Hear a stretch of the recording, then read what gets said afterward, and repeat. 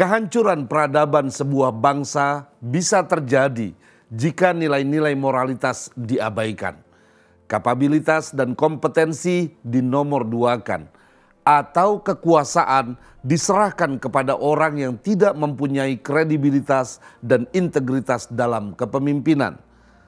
Apalagi pemimpin yang memiliki jejak hitam masa lalu yang menjadi beban moral dirinya sepanjang hidupnya.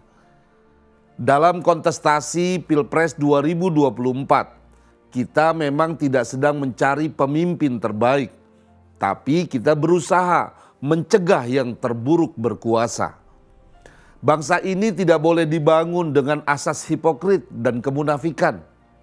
Pencitraan dusta diusung tinggi-tinggi untuk memanipulasi kesadaran masyarakat. Kita harus berada dalam barisan yang sama, mencegah orang-orang munafik yang bodoh itu naik ke panggung kekuasaan. Jadilah bagian dari orang-orang baik. Orang baik memilih orang baik. Ganjar Mahfud adalah pemimpin tanpa beban masa lalu, lebih mengutamakan program pro rakyat dan tidak tersandera oleh kepentingan kekuasaan. Dengan berpegang pada Pancasila dan Bhinneka Tunggal Ika, Ganjar Pranowo dan Mahfud MD bertekad menjadikan Indonesia melaju lebih cepat menjadi bangsa unggul.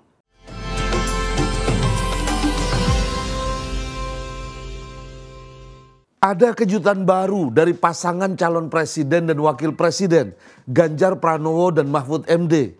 Kejutan itu tertera di baju yang mereka kenakan saat debat perdana beberapa waktu lalu. Inilah slogan baru Ganjar dan Mahfud. Ganjar Satset, Mahfud Tastes. Satset dan Tastes adalah ungkapan rakyat, akrab di telinga rakyat, yang menyiratkan pesan komitmen untuk bertindak cepat menyelesaikan masalah, serta gesit dan cekatan membawa Indonesia menuju kebangkitan kedua menjadi bangsa unggul.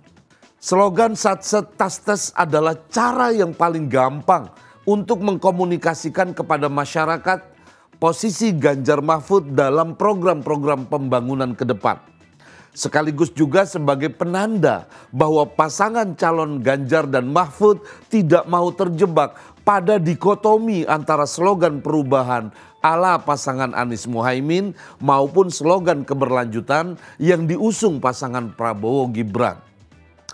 Pembangunan bangsa ke depan bukanlah soal memperhadapkan antara perubahan dan keberlanjutan. Bagaimanapun melanjutkan pembangunan adalah hal yang niscaya. Semua yang baik akan kita lanjutkan. Jangan sampai semua kembali ke nol. Begitu tegas Ganjar. Bahkan Ganjar Pranowo Mahfud MD memastikan program dan pembangunan yang sudah berjalan baik harus terus dilanjutkan. Bahkan ditingkatkan agar bisa menghasilkan nilai tambah. Kesinambungan program adalah hal penting dan harus menjadi fondasi yang kuat dalam membangun Indonesia unggul. Dalam bidang infrastruktur misalnya, Ganjar menyebut pemerintahan Jokowi telah membangun infrastruktur yang harus diselesaikan dengan tuntas. Ia menegaskan program pembangunan Jokowi tak mungkin dihentikan. Tapi tentu saja bukan sekedar melanjutkan pembangunan infrastruktur tanpa memperhatikan masalah yang muncul. Dalam hal inilah perlu adanya inovasi-inovasi baru agar infrastruktur yang telah dibangun memiliki dampak ekonomi bagi masyarakat banyak. Kita tahu ya, beberapa waktu yang lalu banyak muncul keluhan tentang bandara-bandara baru yang dibangun pada era Pak Jokowi ternyata sepi. Begitu juga pelabuhan-pelabuhan yang baru tidak banyak menarik minat masyarakat. Jalan tol yang menjadi keberhasilan Pak Jokowi juga belum banyak menunjang daya ungkit ekonomi masyarakat sekitarnya. Begitu juga infrastruktur jalan yang dibangun Pak Jokowi yang mampu menghubungkan banyak wilayah ternyata belum menaikkan indeks perkembangan logistik kita. Saya ulas sedikit ya tentang pembangunan infrastruktur ini supaya kita paham bahwa dengan program melanjutkan pembangunan pemerintahan Jokowi tanpa ada inovasi dan perbaikan adalah hal yang berbahaya. Demikian juga melakukan perubahan atas program-program Pak Jokowi juga mengkhawatirkan. yang jika tidak hati-hati justru membuat bangsa ini bisa terpelanting menjadi bangsa yang mundur lagi. Oke, saya jelaskan pelan-pelan ya. Karena dalam hal pembangunan infrastruktur dan kaitannya dengan logistik ini cukup rumit. Sejak Pak Jokowi menjabat sebagai presiden hingga tahun 2022, atau tepatnya sewindu pemerintahan Pak Jokowi, anggaran infrastruktur menembus 2.768,9 triliun rupiah. Anggaran infrastruktur menggelembung dari 256,1 triliun pada 2015 menjadi 363,8 triliun pada tahun 2022. Besar sekali kan anggaran infrastruktur ini. Bahkan begitu besarnya anggaran infrastruktur kita tercatat sebagai anggaran infrastruktur terbesar di Asia Tenggara. Pak Jokowi sendiri mengakui bahwa pemerintahannya telah menggelontorkan 3.309 triliun hanya untuk membangun infrastruktur hingga tahun 2023. Harusnya ya dengan pembangunan infrastruktur yang masif mampu mendorong pertumbuhan PDB paling tidak mencapai 7%. Akan tetapi ternyata pertumbuhan ekonomi sepanjang pemerintahan Jokowi gagal tumbuh di kisaran rata-rata 6% sampai 7%. Belum lagi kalau kita membaca program pembangunan infrastruktur pemerintahan Jokowi melalui pendekatan ICOR atau Incremental Capital Output Ratio. Ini istilah untuk mengukur nilai efisiensi sebuah investasi. Semakin rendah tingkat ICOR-nya, artinya semakin efisien proyek investasi yang sedang dikerjakan. Tapi jika semakin besar ICOR-nya, maka proyek investasi itu semakin tidak efisien, alias banyak pengeluaran yang mubazir.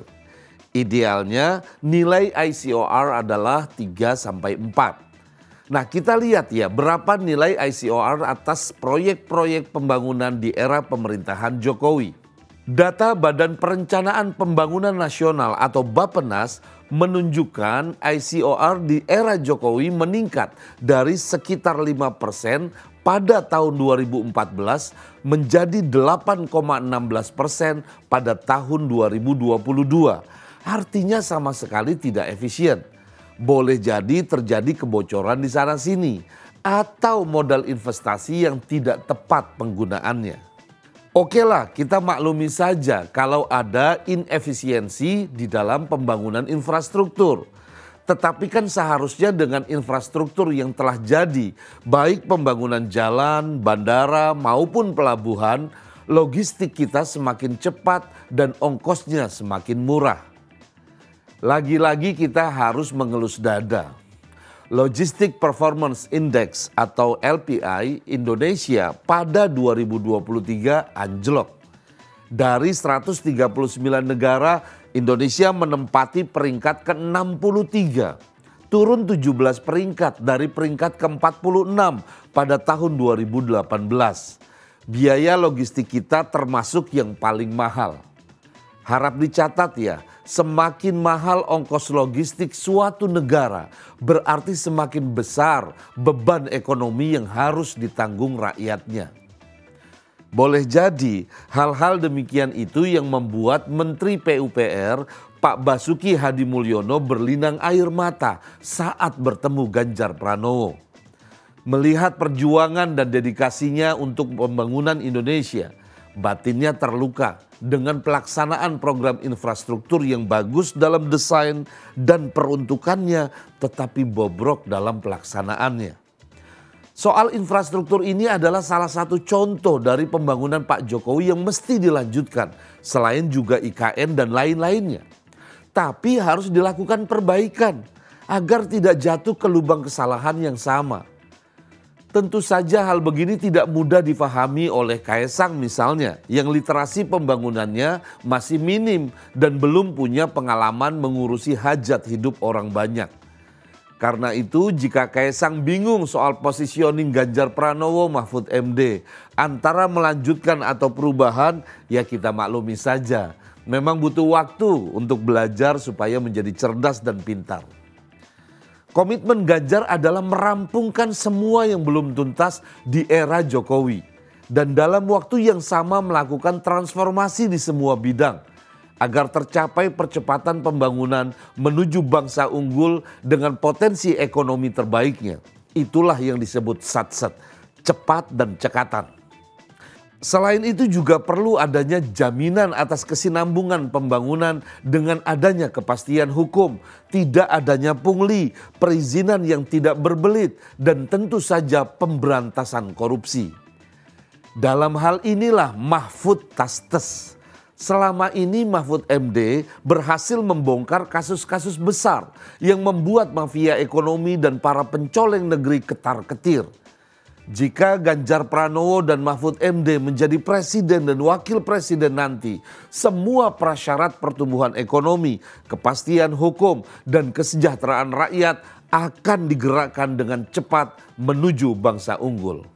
Ganjar Satset, Mahfud Tastes. Inilah asa saya. Asa Ayah NH.